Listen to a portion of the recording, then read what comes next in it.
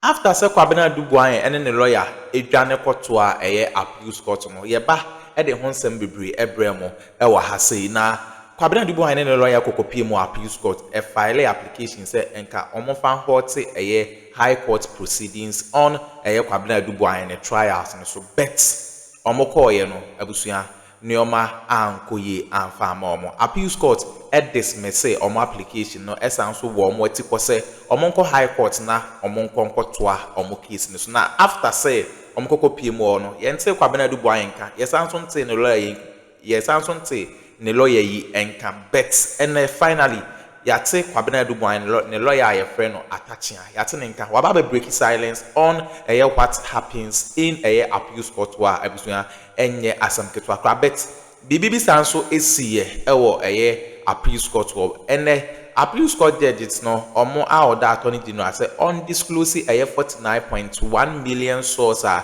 Kwabena du Boahen oloje free national security coordinator special operation account or transfer sika no edekoto BNC communication bureau account UMB bank abusua entino omo a oda attorney general say undisclosed that source no na say document bia ewo mu bia no attorney general enye den ombra na ombe biebie nsam mu no fa nkire judges na abusua enye asam ketwa kramam yanko na yankonko tie ensam a lawyer Atta edit to their bet answer na ebekọ no mepese me ne modi nkomo bi ewa ha sei abusua ope laptop papa Ghana ope laptop papa ne computer papa no we use ni ya abusua borua Perosi computers and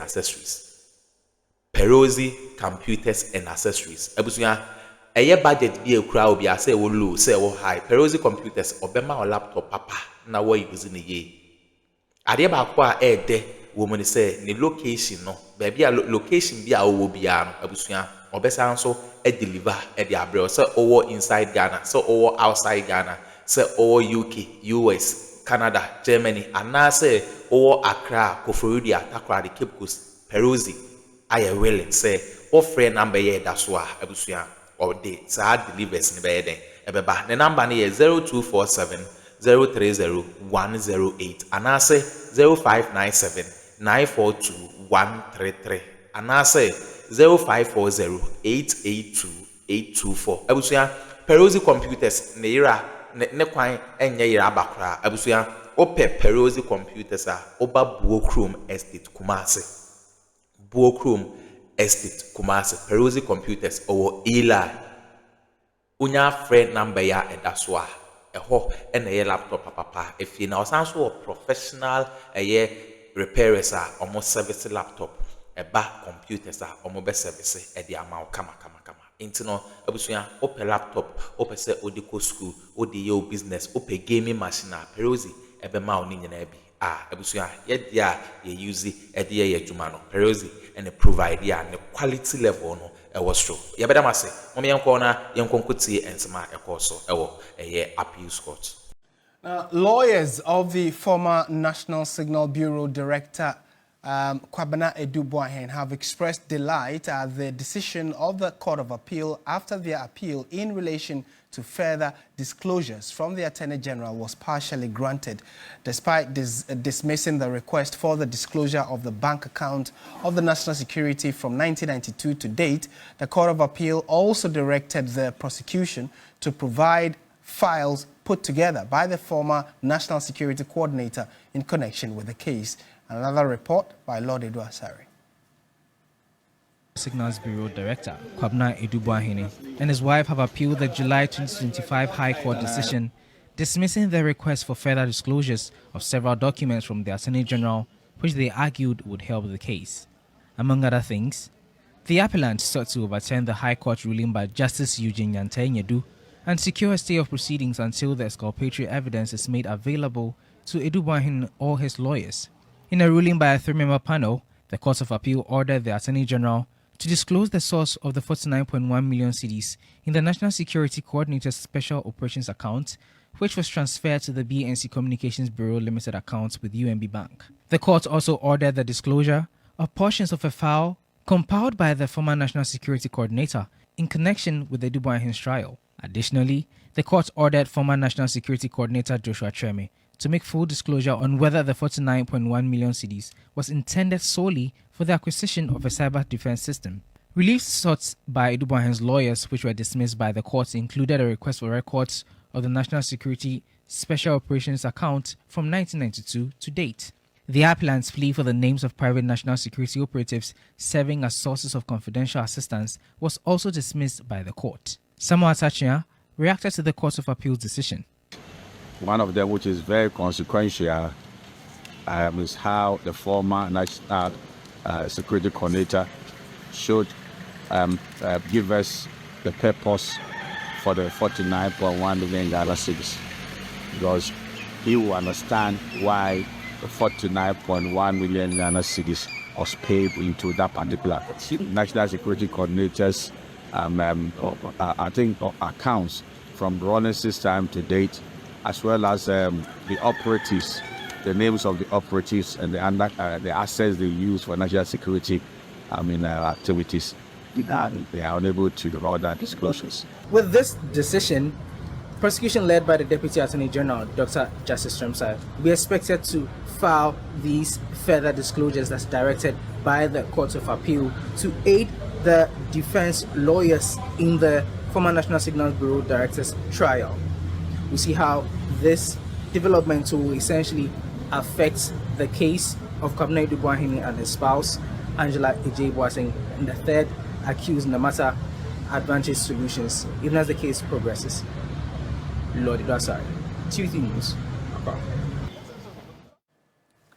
And away from the courts, the evacuation of hundreds of Ghanaians from South Africa following renewed xenophobic attacks is now fueling a much broader conversation here at home.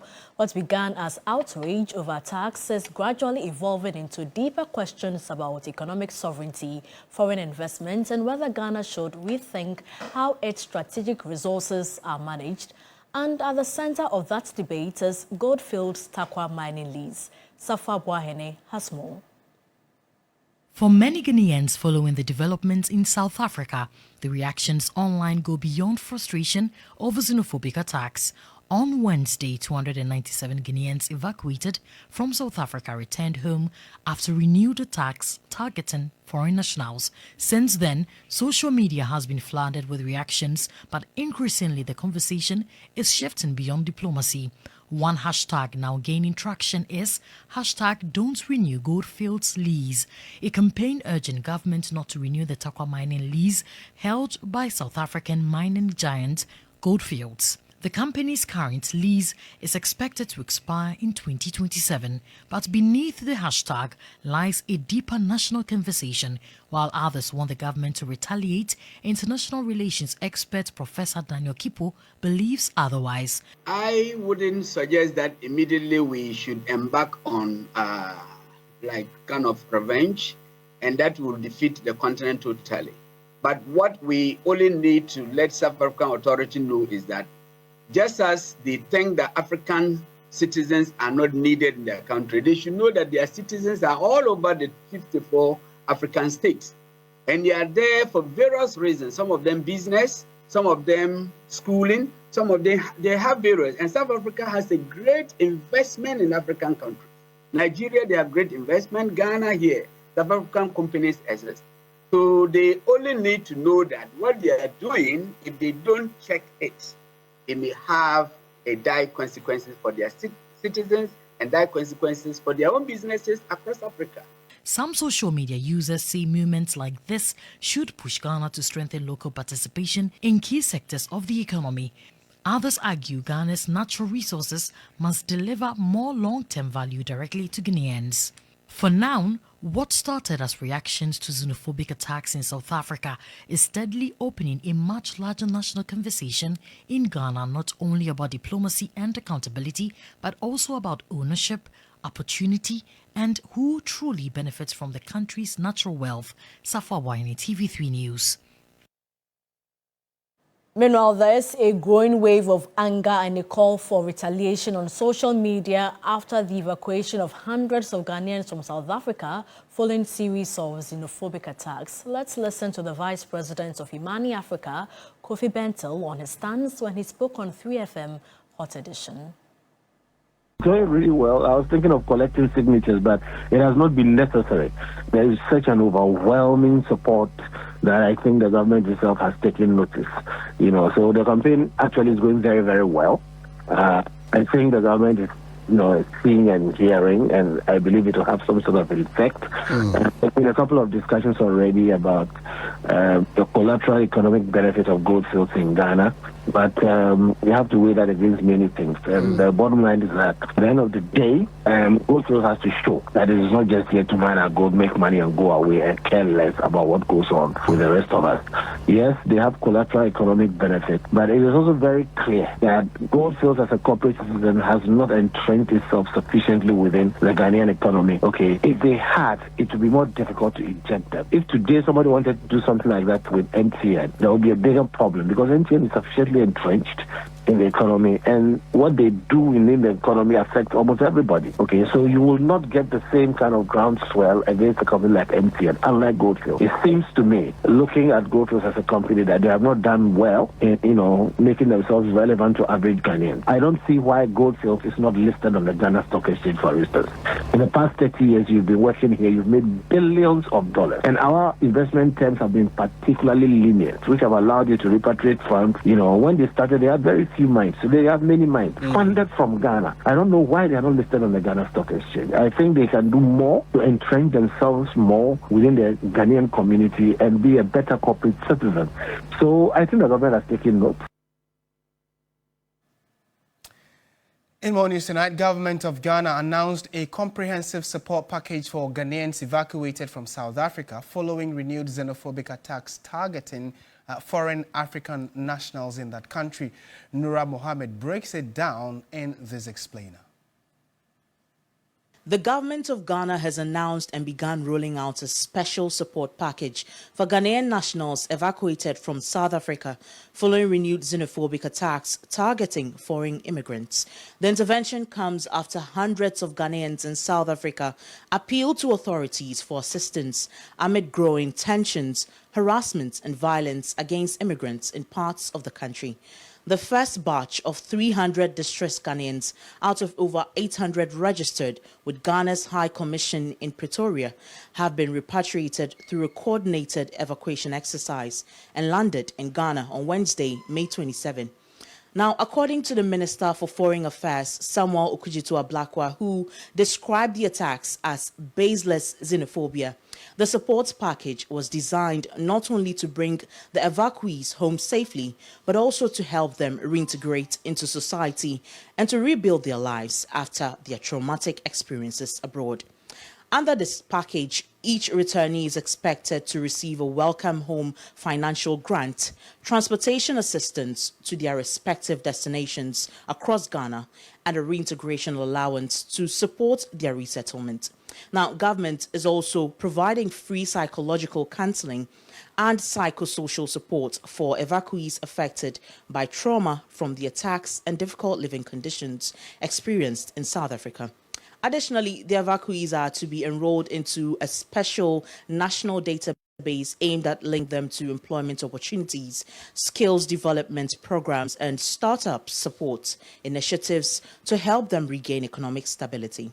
Government officials say multiple state agencies, including the Ministry of Foreign Affairs, social welfare institutions, and health professionals, are collaborating to ensure the smooth reintegration of all the returnees. The evacuation exercise follows weeks of rising anti-immigrant protests in South Africa, where foreign nationals have increasingly been blamed for unemployment and crime, a situation several rights groups have condemned as xenophobic. More evacuation flights are expected next week, and government maintains that the welfare, the dignity and protection of Ghanaians abroad remain a top national priority as efforts continue to monitor developments in South Africa and provide further assistance where necessary. Nura Mohammed, TV3 News. President John Mahama says Ghana's economic transformation demands deeper reforms as citizens expect systems that deliver and opportunities that drive growth. He made these remarks at the 10th Ghana CEO Summit and Awards, which seeks to recognize outstanding CEOs for their exceptional roles in their various industries. It also featured the launch of the Compact 2026. President Mahama at the 10th Ghana CEO Summit underscored the critical role of the private sector in driving economic growth, reaffirming the government's unwavering commitment to reforms. Made in Ghana must stand for quality, consistency, and reliability. It should not merely be a patriotic slogan that we espouse. It should become a mark of confidence in African and global markets that Ghanaian products are quality. And so the compact we have received today is intended to serve as a high-level partnership framework between government and the business community, promoting accountability, innovation, competitiveness, and productivity. The Commissioner General of the Ghana Revenue Authority, Anthony Kwesi Sapon, announced that an integrated tax application system will soon be connected to SNIT, the Passport Office, and the Registrar of Companies to strengthen compliance and transparency. As you register a business, automatically you will be in the GRS system. ITAS will integrate with SNIT. So for those who pay SNIT, pension is important, but do not pay taxes so we can build the roads and schools. ITAS will help us find you. ITAS will integrate with the Passports Authority. We found so many Ghanaians with assets and income outside the country. And we see that you register with your passport, actually, when you're opening the account. So ITAS will help us find you. It's simple. Stakeholders emphasize the need to move beyond ideas to measurable outcomes, embrace technology to create real impact, and confront unemployment as a national threat. Meanwhile, several CEOs were honored for their exceptional contributions to their respective industries, including Media General Group CEO, Media TV Sector CEO of the Year, Media General, CEO, Madam Beatrice Ajiman.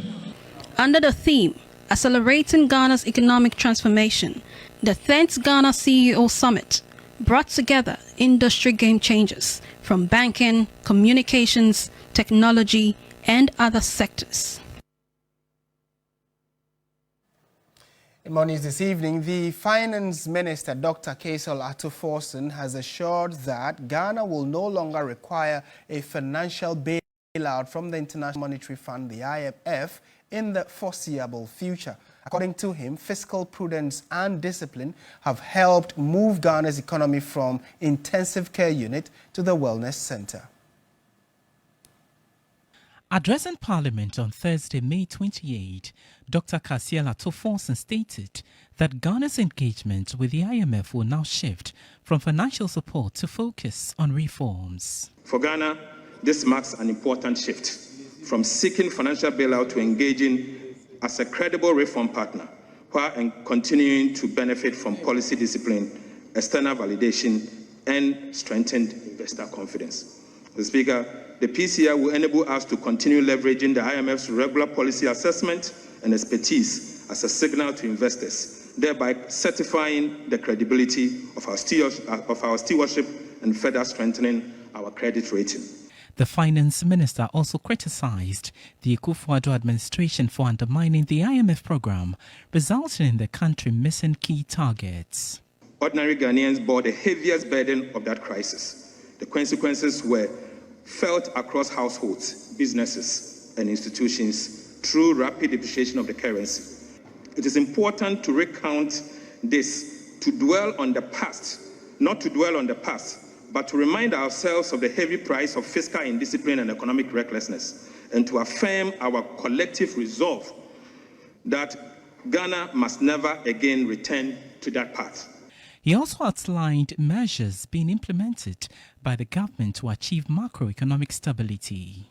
We introduced the Public Financial Management Act and introduced commitment authorization to control government expenditure. The Speaker, we audited government arrests and payables to eliminate recycled IPCs and overpayment.